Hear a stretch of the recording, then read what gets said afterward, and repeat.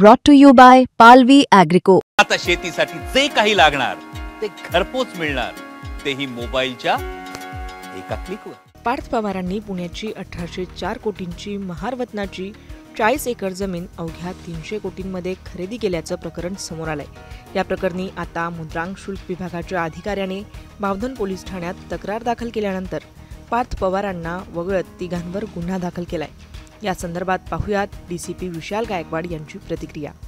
सहजिल्हा निबंधक वर्ग 1 तथा मुद्रांक जिल्हाधिकारी पुणे श्री संतोष अशोक हिंगणे यांच्या तक्रारीवरून फिर्यादीवरून फिर्याद दाखल करण्यात आलेली आहे.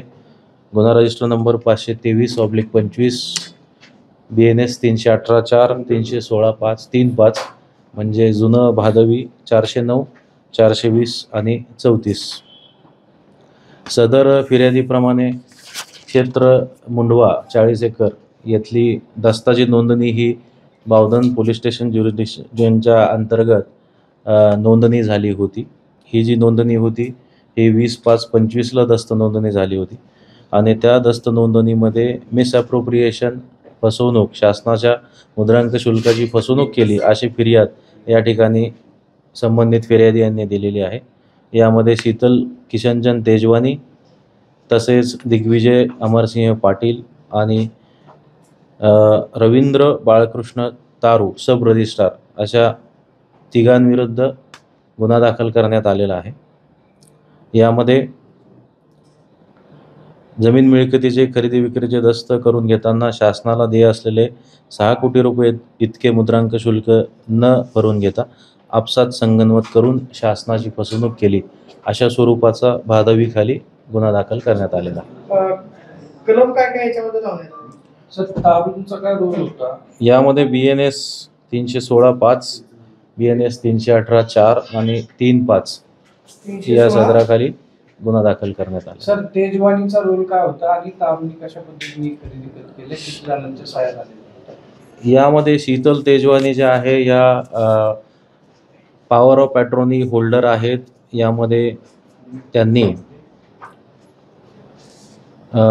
जे मूळ शेतकरी आहेत त्यांच्या वतीने ते पॉवर ऑफ अटॉर्नी होल्डर असल्यामुळे त्यांनी जमीन खरेदी ही लिहून दिलेली आहे आणि अमेडिया LLP तर्फे जमीन खरेदी लिहून घेणारे जे आहे ते श्री दिग्विजय अमरसिंह पाटील यांनी ती लिहून घेतलेली आहे. त्या ते दोघांना आरोपी करण्यात आलेला. पार्थ पवारांचं नाव येते त्यामध्ये, त्यांचा काही संबंध आलाय?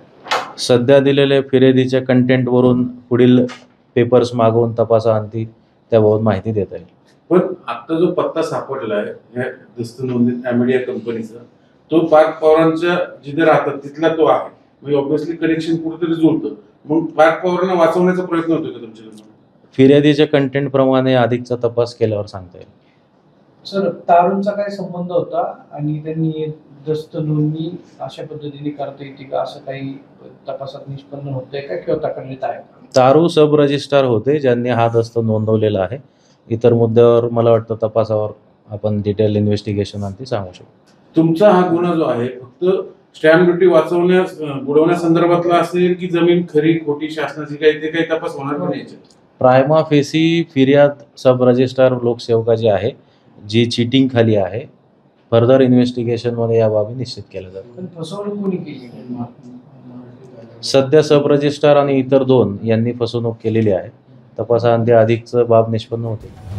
या प्रकरणी पुण्याचे तहसीलदार सूर्यकांत येवले आणि उपनिबंधक यांना निलंबित करण्यात आलंय. शिवाय या प्रकरणाची सखोल चौकशी करण्यासाठी सरकारने समितीही स्थापन केली आहे. मुंबई तक ब्युरो रिपोर्ट पुणे.